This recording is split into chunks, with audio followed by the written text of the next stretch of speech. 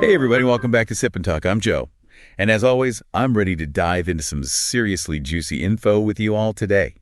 It's like we're mixing up a knowledge cocktail here. Strong stuff, but oh, so smooth going down. And I'm Sunny, your friendly neighborhood fact checker. I'll make sure we get all the ingredients right. Speaking of mixing things up, you know it's always a good blend?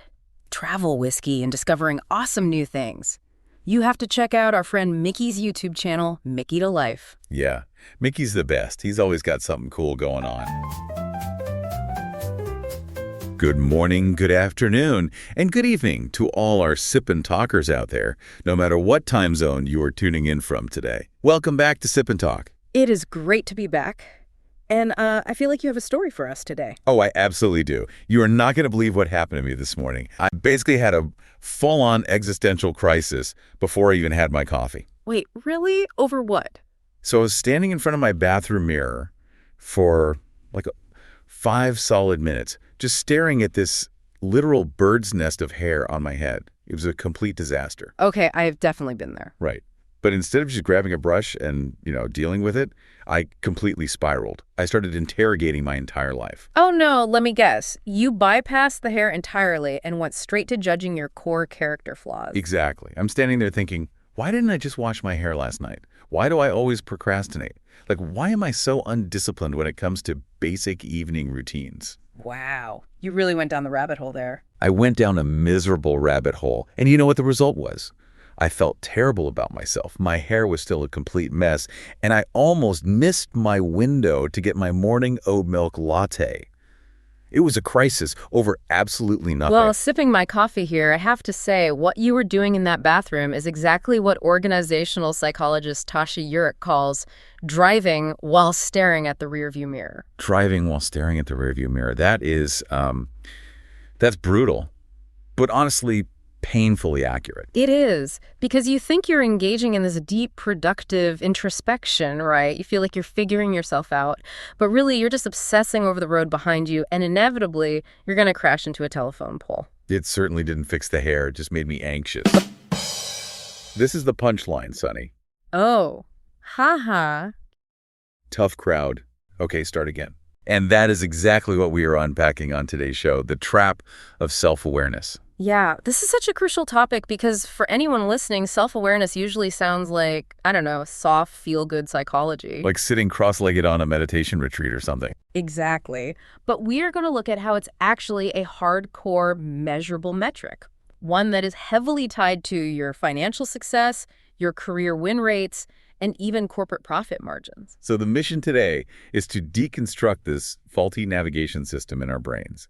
Because right now, most of us are completely lying to ourselves. We really are. And we want to look at the single vocabulary switch that highly successful people, these sort of unicorns, use to stay ahead. And, when you don't have this awareness, you just panic. I mean, look at our good buddy Mickey right now. Oh, man, Mickey, he is going through it. He really is. He's packing for that spontaneous trip to Fukuoka, Japan, and he is completely spiraling. He's probably sitting among half-empty suitcases right now, paralyzed by pre-trip anxiety. Just interrogating himself over why he booked the flight instead of just figuring out what he needs to pack. Exactly. Mickey is stuck in the exact same trap I was in this morning, analyzing his past decisions instead of navigating his present reality. Honestly, I feel like Mickey needs Google Maps right now more than he needs self-awareness. That is probably true. But for anyone listening, you seriously have to check out Mickey's upcoming vlog on his YouTube channel, Mickey to Life, just to see how he navigates these literal and metaphorical roadblocks in Japan. It's going to be hilarious. Definitely go check that out. But let's look at the mechanics of this self-awareness trap, because it's fascinating. Yeah, let's get into it. I have to assume I'm not the only one doing this weird mirror interrogation thing. Like, how common is this kind of self-deception? It is staggeringly common. I mean, let's look at the baseline reality of human self-perception based on the data. Okay, lay the numbers on me. So researchers conducted this massive review of nearly 800 scientific studies. We are talking about thousands of people across multiple corporate and personal environments. Wow, 800 studies. That is a massive data set. Right. And they weren't just asking people how they felt. They were actively comparing self-assessments with peer, manager, and family evaluations. Oh, so checking what people think of themselves against what everyone else thinks of them. Exactly. And the data revealed a massive cognitive gap. Globally, 95% of people confidently believe they're highly self-aware. 95%. Basically, if you ask a room full of people, every single hand goes up. Every hand goes up. But when you apply actual behavioral metrics and cross-reference those self-beliefs with reality, the number of people who pass the threshold of true self-awareness drops to just 10 to 15%. Wait, only 10 to 15%? That means 85% of us are completely failing at this. Yeah, 85% of us are basically wandering around in the dark. That is wild. Yeah. Means the traditional advice of, just think carefully about your actions is fundamentally broken. It completely is. It's like, imagine an entire classroom of students confidently believing they scored a 100 on a final exam, and then they get their papers back and it's just covered in red ink. That is a perfect analogy. Yeah. It makes you wonder, are we all just starring in a reality show of our own self-deception? Because you can stare right at a glaring typo on a page, but your brain autocorrects it in real time because it knows what it meant to write. You become blind to the objective reality. That is exactly the mechanism at play here. Psychologically speaking, this acts as a variation of the Dunning-Kruger effect. Okay, remind me how that works again. So the danger isn't simply ignorance. It's not that we just don't know ourselves. The real danger is the absolute, unshakable confidence that we do know exactly who we are. So we are blind to our own blindness, and our brain actively works to keep us comfortable rather than accurate. Precisely, which is why that rare 10 to 15% are so heavily studied. The researchers actually dub them the self-awareness unicorns. I love that, the unicorn. So what makes them so special? What is the advantage here? Well, their self-awareness translates into measurable compound advantages. They experience higher personal fulfillment, they build much stronger, healthier relationships, and they possess greater creativity. I imagine this plays out in the business world too, right? Oh, massively. Most importantly for the corporate world, these unicorns lead companies to significantly higher profit margins. Okay, so if being a self-awareness unicorn is so incredibly beneficial, why are they so rare? I mean, humans are highly analytical creatures. We mapped the human genome. Why can't we figure out our own internal motivations? It's a great question. And it's because, for centuries, humanity has been worshiping the absolute wrong tool for self-discovery. What tool is that? We have been conditioned to constantly ask the question, why? Wait, really? But asking why feels like the most logical first step. Like, that's exactly what I did this morning. Why did I procrastinate? Right, but the research backs up your exact morning experience. Asking questions like, why am I so unmotivated, or why do I feel terrible? It does not lead to enlightenment. It definitely didn't for me. It just made me late for my coffee. Exactly. When you ask your brain why, it doesn't give you an objective report. It triggers a rumination spiral. The data shows that asking why actively increases anxiety, deepens depression, and strips away our feeling of agency and control over our own lives. Okay, I have to push back on this a little bit. Isn't asking why the fundamental basis of all human scientific progress? Like, why does the apple fall from the tree? Sure, absolutely. So how did a question that literally built human civilization become a trap for the human mind? Because there is a massive difference between the external world and the internal world. Why works perfectly for objective external reality. When you are studying physics or engineering, why is the ultimate diagnostic tool. Okay, that makes sense. But when you turn it inward... When you turn that tool inward onto your own subconscious, it breaks. The human brain cannot actually access the deep subconscious neurological reasons for our actions or feelings. So if the brain doesn't actually know the answer, what does it do? Does it just guess? Worse than guessing. It invents a logical-sounding lie to protect your ego. In psychology, this concept is called confabulation. Confabulation. So we just make things up. We do. Because the brain cannot access the real reasons, it simply fabricates a narrative that makes you feel like a cohesive, rational actor. There is this classic, fascinating study known as the pantyhose experiment that proves exactly how easily we do this. Oh, I have not heard of this one. What is the pantyhose experiment? So researchers set up a table in a mall with 4 completely identical pairs of pantyhose, and they asked passing consumers to evaluate them and pick the highest quality pair.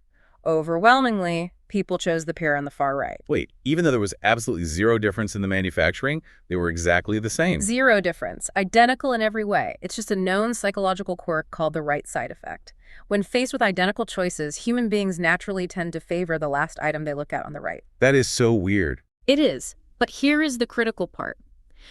When the researchers asked the participants why they chose that specific pair on the far right, nobody said, I don't know, it was just the last one I touched. Because that would make them feel irrational, so they just made something up. They confidently fabricated elaborate answers. They pointed to the superior texture, the better elasticity, or the higher quality weave of that specific pair. Oh my God. They genuinely believed their own lies. That is honestly terrifying. Their brains didn't know the real subconscious driver, which was just the right side bias, so it just served up a comforting, rational-sounding placebo answer. Exactly. The brain hates a vacuum. I see this exact mechanism destroy relationships all the time.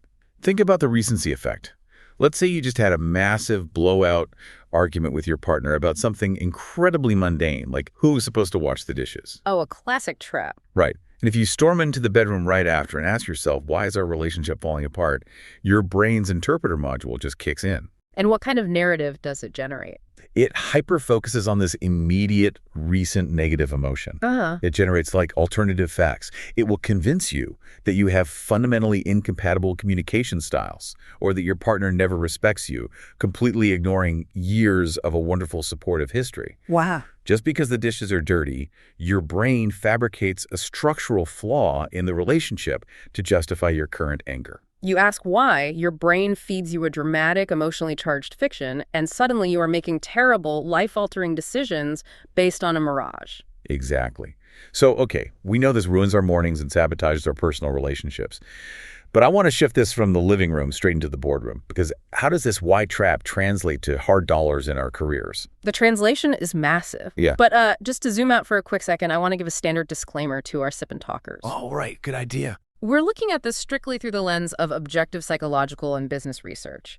We are not investment experts, and any data regarding company profits or career trajectories is purely from social science meant for reference, not literal financial advice. Absolutely. The goal here is just to give you the mental tools to navigate your own environment. But the data you pulled from the Harvard Business Review on this is incredibly stark. This really is a highly monetizable meta skill. It is the ultimate meta skill in the tech scene and beyond. The HBR data found that executives who lack self-awareness are 600% more likely to have their careers derailed. 600%. That is a massive risk multiplier. It's huge. And the collateral damage extends to everyone beneath them. Working under an unaware boss cuts a team's success rate entirely in half. It basically functions as a silent profit killer. How exactly does a lack of self-awareness have a team's success rate? What is the daily mechanism there? Well, an unaware manager operates on those fabricated ego stories we just talked about. If a project fails, they ask why, and their ego interpreter says because your team is lazy. So they don't look at their own poor resource allocation or bad leadership. Exactly. And this destroys employee motivation, increases burnout, and drives away top talent. And here's the scary part. The higher up the corporate ladder someone climbs, the less self-aware they tend to become. Really? Why is that? It's because of something called the executive isolation effect. Oh, that actually makes structural sense. When you are an entry-level employee, you get feedback constantly, usually really blunt feedback.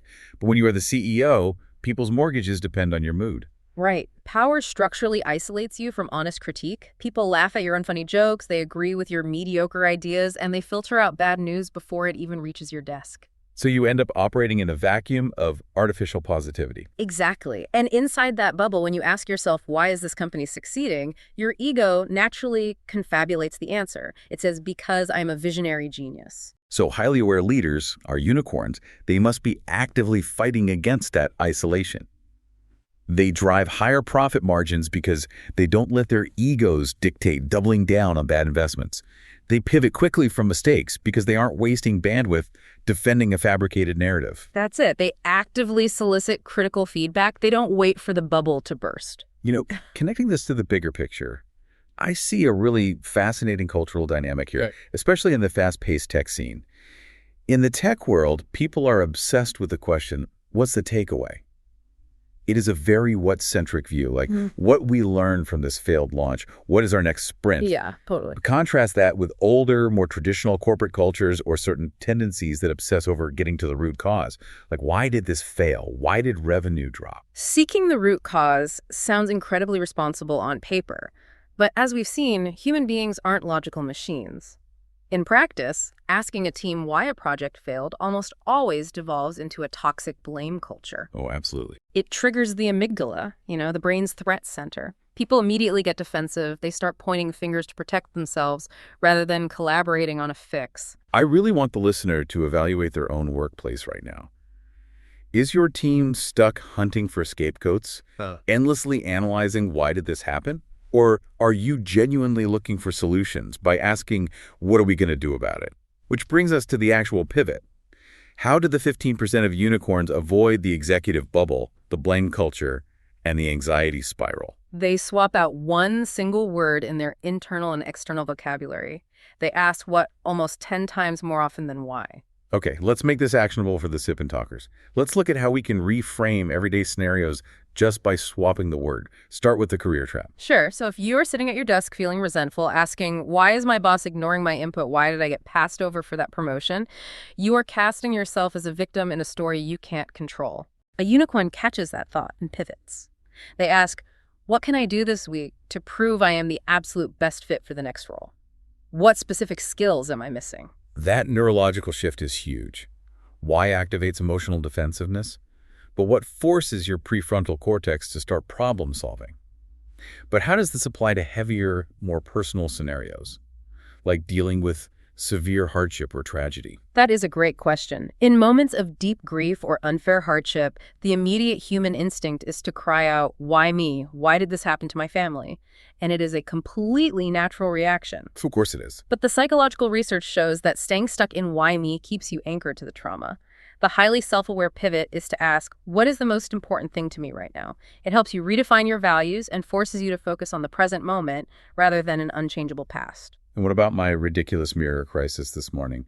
The everyday emotional slumps. So instead of asking, why do I feel like garbage, or why am I so lazy, which are just character judgments, you should have asked yourself, what are the specific situations that trigger this feeling, and what do they have in common? Okay, if I had asked that, I wouldn't have been judging my soul. Yeah. I would have answered, what usually causes me to skip my evening routine? Scrolling on my phone in bed until 1 a.m., boom. Exactly. Suddenly it's not a deep character flaw. It's just a behavioral habit that I can fix tonight by leaving my phone in the kitchen. Precisely.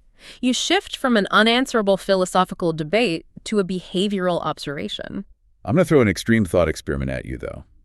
If what is so powerful and why is so dangerous, what if we just deleted the word why from the dictionary entirely? Would we just become a utopian society of hyper-efficient action takers? Okay, think of it like an airplane black box. When a plane crashes, aviation experts don't sit around looking at the sky asking the universe, why did this tragedy happen?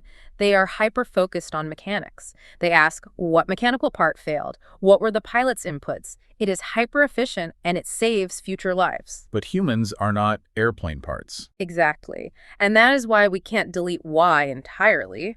In deeply human moments, like attending a funeral, if you look at a grieving person and only ask what's next, you're going to lack emotional empathy completely. You'd sound like a robot. Right. The key to being a unicorn isn't deleting why. It is knowing exactly when to switch gears between the two. So why connects us to empathy and our shared humanity, but what is the engine that pulls us out of the mud when we are stuck? Exactly. If we zoom out and look at this philosophically, human beings are natural meaning hunters. We are terrified of uncertainty. We ask why because we desperately want to build a conceptual shelter against a completely random universe. We just want things to make sense. We want to believe there is a hidden logic to a bad mood or a failed project. We do. But true self-awareness means accepting that the brain has internal black boxes that we simply cannot force open. So instead of analyzing why you are anxious and inventing a fictional story to comfort yourself, just observe what your physical reality is doing. Ask, what part of my body feels tense right now? It sounds like true awareness isn't about self-judgment at all. It's not about putting yourself on trial in the bathroom mirror. Yeah. It is simply about practical, forward-moving navigation. That is the ultimate formula for a good life. Objective observation plus compassionate action. Objective observation plus compassionate action. I love that. To close this out, there's a quote from the Persian poet Rumi that I think captures this entire journey perfectly. He wrote, "Yesterday I was clever, so I wanted to change the world. Today I am wise, so I am changing myself." That sums it up beautifully.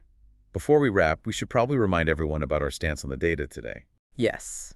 Just to remind the Sip and Talkers, everything discussed today is an objective analysis based on international research. We hold no criticism or discrimination toward any specific group or individual's way of thinking.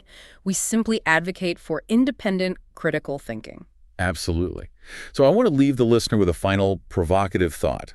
The next time you are paralyzed by a past mistake, will you choose to be a slave to the why? Or will you become the architect of your future by simply asking, what next? A vital question. Thank you all so much for joining us. Please hit that subscribe button for the Sip and Talk podcast so you never miss a conversation. And seriously, do not forget to go check out our old buddy Mickey's YouTube channel, Mickey to Life. Go watch his brand new travel vlogs in Fukuoka and see the world through a genuine what-focused lens. Thanks for tuning in, everyone. Bye-bye. Have a fantastic week. And tomorrow morning, I am definitely not asking why my hair is a mess. I'm just asking what drawer I put the dry shampoo in. Bye-bye.